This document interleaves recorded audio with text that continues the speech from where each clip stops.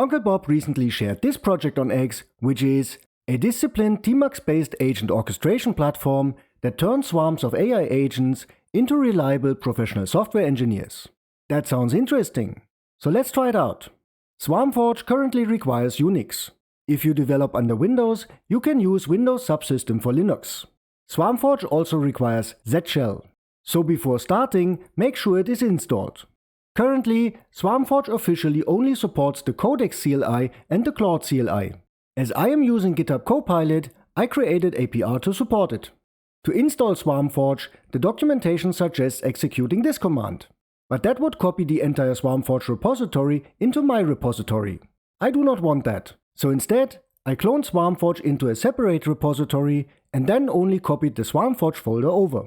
For this experiment, I simply used the default agents. They are obviously not customized for my project, but that is not so important here because I mainly want to see how SwarmForge works in principle. I only changed the SwarmForge configuration to use the GitHub Copilot CLI. Now the setup is ready. So I add SwarmForge to the path and run swarm in my repository. SwarmForge starts by setting up a separate Git work tree for each agent, except the specifier agent. It also creates work folders for tools, session information, and logs. With the setup completed, SwarmForge opens a new terminal for each agent. I created another PR to add support for the Windows terminal as well. Before starting the actual experiment, let's quickly check whether all agents are properly initialized. So I ask every agent the same questions. Okay, every agent understands its role, and it also understands what it is allowed to do and what it is not allowed to do. Great, ready to run the experiment. The project I will use for this experiment is my still not famous graph browser. It has already helped me many times to analyze complex software systems. For this experiment, I want to use SwarmForge to implement a new feature. I will introduce a new algorithm that automatically removes all nodes from folded and unfolded clusters which do not directly create an edge between clusters. To improve the problem analysis and codebase analysis, I changed the model to Claude Opus for the specifier and the architect agent. For the coder and refactorer agent, Claude Sonnet should be fine. So here's the prompt I hand over to the specifier. It briefly describes the feature and names some example algorithms the new one should be similar to. It also gives a few hints about relevant parts of the software. And of course, tests are expected to verify the result. With the prompt given, the specifier agent starts analyzing it and immediately understands that this is a feature implementation task. It also creates a plan. The agent understands that it first needs to understand the codebase and then summarize the user intent into a precise Gherkin specification. So it starts analyzing the codebase, which takes a bit of time, because the codebase has around 30,000 lines of code. It even starts background agents to analyze the codebase faster. Once the agent has gained a solid understanding, it asks questions to clarify the remaining details. After that, it checks the existing test structure and searches for existing Gherkin specifications. Once the analysis is completed, the agent generates a detailed Gherkin specification. Then it asks for a review and acceptance before handing over to the next agent. The specifier agent instructions originally planned to hand over to the coder agent. But I thought it would be better to let the architect do the design first. So I changed the instructions and it handed over to the architect agent. As SwarmForge hands over prompts from one agent to another by copying them into the respective tmux session, we can also read the prompt that the specifier handed over. Now the architect takes over. It starts by reviewing its own rules and understanding the handoff. It continues by reviewing the specification and exploring the existing architecture. Once the codebase is explored, it creates an architecture plan. Again, it waits for review and confirmation before proceeding. After confirmation, it commits the plan and hands it over to the coder agent. The coder agent immediately starts analyzing the handover prompt. Then it inspects the codebase and the changes done by the architect on the other branch. It also reads the Gherkin feature file written by the specifier agent. Once it understands the codebase and the task, it plans the implementation. Then it starts implementing the requested feature.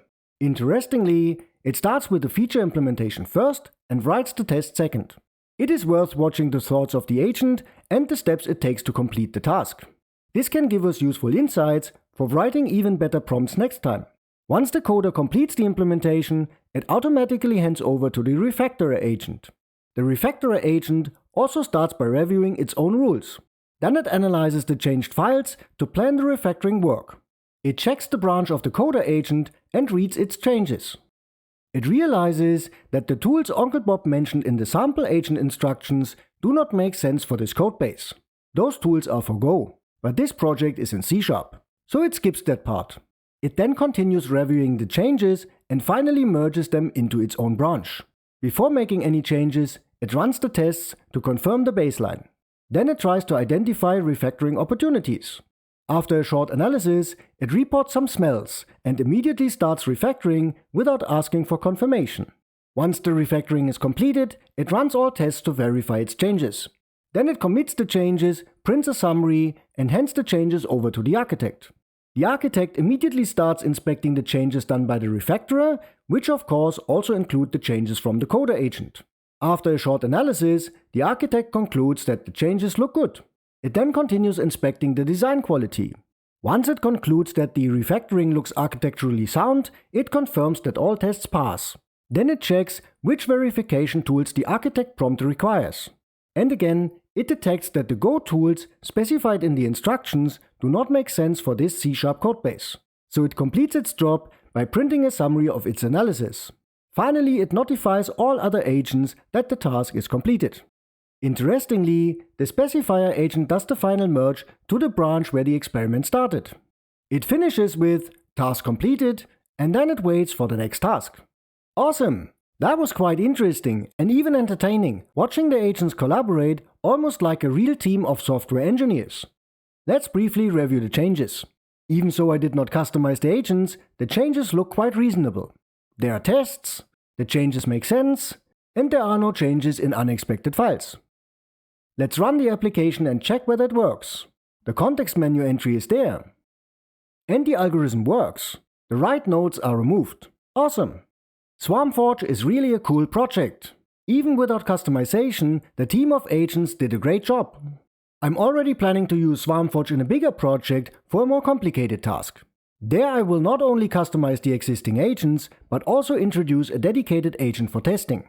That way, the testing agent has a fresh context and implements the tests purely based on the specs. Now it's your turn. Give it a try and share your experience in the comments.